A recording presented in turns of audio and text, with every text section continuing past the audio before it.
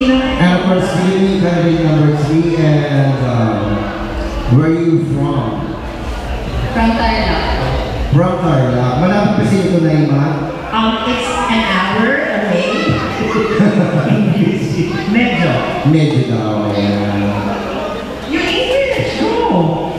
Huh? No. Okay, let's proceed to another English. And of course, Candidate number 4, kidding aside. number 4, what's your hobby in life? Hobby in life? I'm an animal rescuer myself, so I just love rescuing stray dogs within my area. In fact, I'm supporting an animal shelter until now. And if ever God will permit, I will give portion of my winnings to the shelter. Everyone in the pageant, especially those who follow me, alam po nila na lagi yung portion of winnings ko always go to the animal shelter, because that's my way of giving back to whatever it is that God's grace given me. Thank you. Alright. See, half of some percentage of our win tonight will go to you. Baka sa akin? Next, Nina, the classic case. Yes. This very kilala. Okay.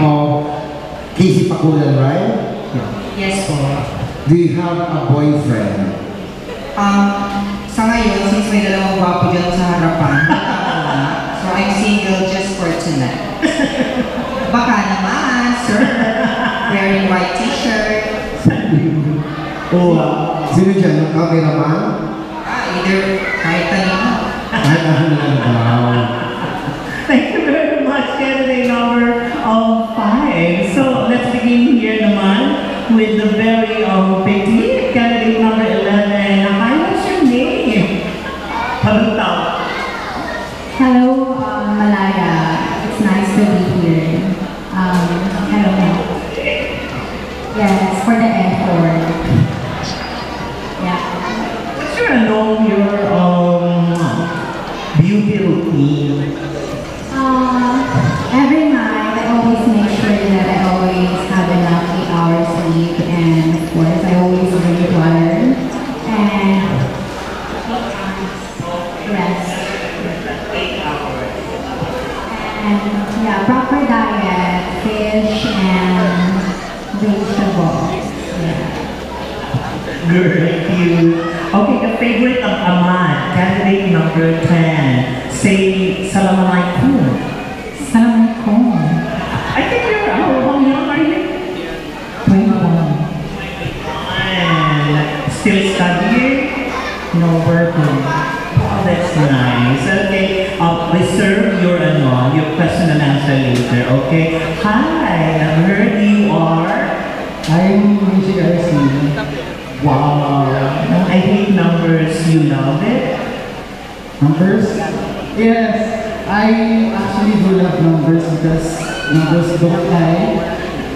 Sabi nga po ng ating flood control projects, numbers don't lie. I can smell you later. Okay, let's reserve it. Let's see. Hi, Carla. Hi. How young are you? Sorry. How old are you? I'm 26 years old. 26, study? I'm a licensed professional. I'm a laboratory science inspector, and currently I'm planning to take my master's in public health to run some certain advocate within our trans community. Oh my, let's reserve that later. How made you go? Who's the designer of your dog? The designer of my dog is May Gabriel Escalante po. I believe na dyan po siya somewhere sa village, but very thankful po kasi lumabas ako na very pretty and stunning. All right, so no. Congratulations. And how about you, Laura? How tall are you? 30 years old. So petite too, the school. How young? 30 years old. What's your favorite color? Blue? Why? It symbolizes. Okay, later. Para may reserve. Ladies and gentlemen, once again, a short chit-chat. Shall we go with the awarding of our evening or the question and answer? Okay, ladies. And now, let's proceed to our first for the Q&A portion. Please step forward, candidate number 1. Okay, I understand the other ladies. I guess I have with until candidate number 2, exit muna yun, di ba? Reserve muna yung 2. Alam ko yung pakiramdam ng nakatayo.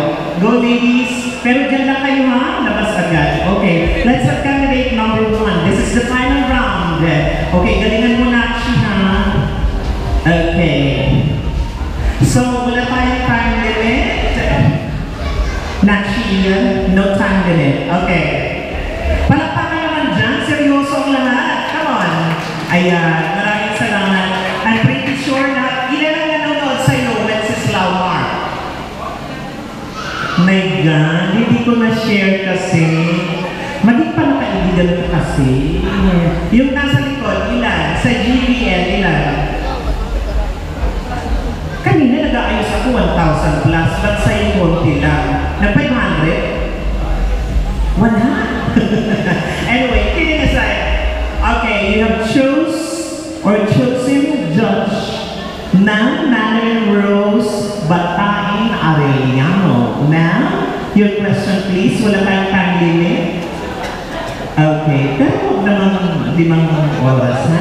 Okay, give the honor please, Mina. The question is, paano mo ipapaliwanag ang kahalagahan ng mga protesta noong September 21 sa isang taong hindi pamilyar sa kasaysayan ng Pilipinas?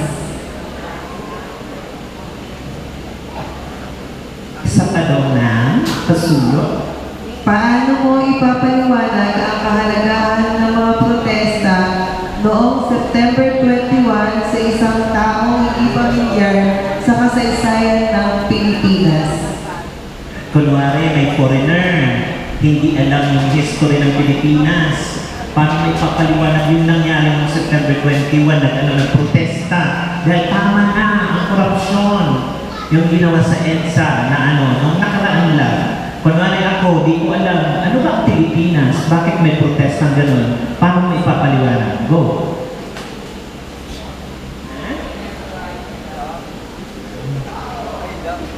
Ang sasabihin ko, yun lang ang sasabihin ko. Ano na? Ano ang sasabihin ko, yun lang ang sasabihin ko. Okay naman. Ay, hindi.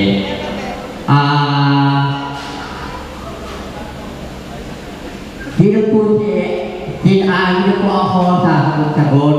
Alam mo na po nyo, hindi ako marunong sumagot. Mga barangay dalaya. Gaya pa ako ng Medellina. Hindi naniiyan siya. Kasi nga, hindi ko kilala si naniiyan. Naniiyan, kayo po ba yung nakasalamin? Kayo po? Naniiyan kayo po ba? Naniiyan? Si Mami Ian po nasa sahod niya. Oo. Naniiyak kung nandito ka lang po sana. Sasabihin mo totoo. Kung saan ako kumukonte, ginagawa ko ito. Naniiyan. Huwag po sana kayo magagalit sa akin. Kung saan ginagawa ko ito. Kaya ako kumukonte dahil sa nanay ko. Dahil sa nanay ko, ako sa nanay ko. Sana po, tulungan niyo akong kalagayan ng nanay ko. Kung sino po gusto tulungan sa nanay ko, vlog po, maraming salamat po. Thank you, Mami Zoraida mamaya. Okay? We will do that. Okay, palakpakan po natin si candidate number 1. Alright, and now let's continue for the Candidate number number 2. Natulala kaya? Bakit mo sa akin inay? Okay lang yun. Okay, hi. You pick Judge Mia? You pick Judge Yumi Mateo Rodrigo.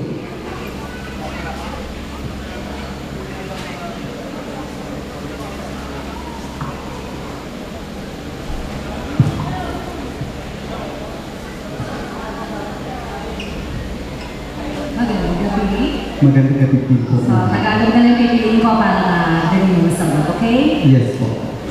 Okay.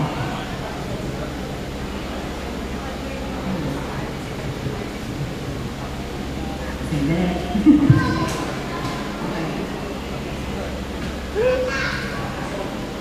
Kung ikaw ay iimbitahang magsalita sa isang religious youth forum, paano mo tatalakayin ang paksa ng gender identity sa paraang nagtataguyod ng pag-unawa at respeto? Magandang gabi po sa inyo lahat. Hindi ko na po ako magpapaligoy-ligoy lang po. Diretso ko po kayo. Kung ano po yung nasa aking isipan at sa aking puso at aking sanglibis po, sa aking bibig ko lalabas. Siguro po napaka-importante po bilang LGBT, na part ng LGBT, siguro po may babahagi ko po yung personal life ko muna sa kanila. Muna po yung pagiging matatag.